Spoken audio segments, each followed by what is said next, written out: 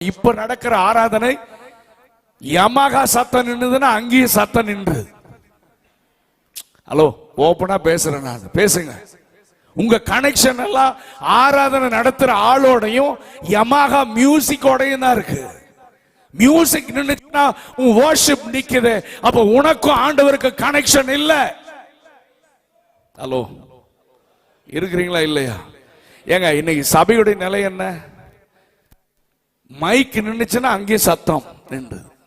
Yamaha திடீர்னு of ஆச்சுன்னா எல்லாத்துக்கும் ஆஃப் ஆகுது. எனக்கு இது புரியவே இல்லை.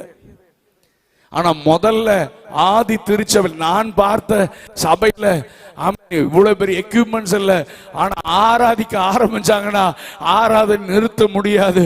நாங்கெல்லாம் முன்னால வரிசையில உட்கார்ந்து இருப்போம், ஆராதிச்சு முடிஞ்சு பார்த்தா பின்னால உட்கார்ந்து இருப்போம். வெக்கமே இருக்காது, ஆவியில களி கூர்ந்து ஆண்டவர் ஆராதிப்போம். பாஸ்டர் டேபிள அடிப்பாரு, எப்பா கொஞ்சம் நிறுத்துங்க, ஆராதனை நிறுத்துங்க, நான் பிரசங்கம் பண்ணணும்னு டேபிள அடிச்சுதான் ஆராதனையை கஷ்டப்பட்டு நிக்க வச்சாங்க. ஆனா இப்பெல்லாம் ஆராதனை நிக்க வைக்கிறதுக்கு எந்த பிரச்சனையும், ஆராதிக்க வைக்கிறதுக்கு தான் பிரச்சனை.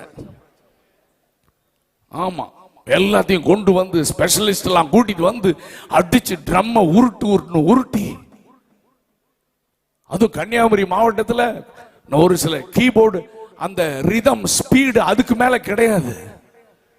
நம்ம சொல்லலாம் இன்னும் ஸ்பீடு ஏத்து, ஏன்னா அப்பதான் ஆவி வரும். ஹலோ, ரொம்ப கொடுமையான காரியம். எனக்கு ஆச்சரியமா இருக்கும். ஆமென். பரிசுத்த ஆவியானவர் ஸ்பீடா கொட்டடிச்சாதான் வருவாரா? தாகமுள்ளவன் மேல் தண்ணீரையும் வறண்ட நிலத்தின் மேல் ஆறுகளையும் நான் ஊற்றுவேன்.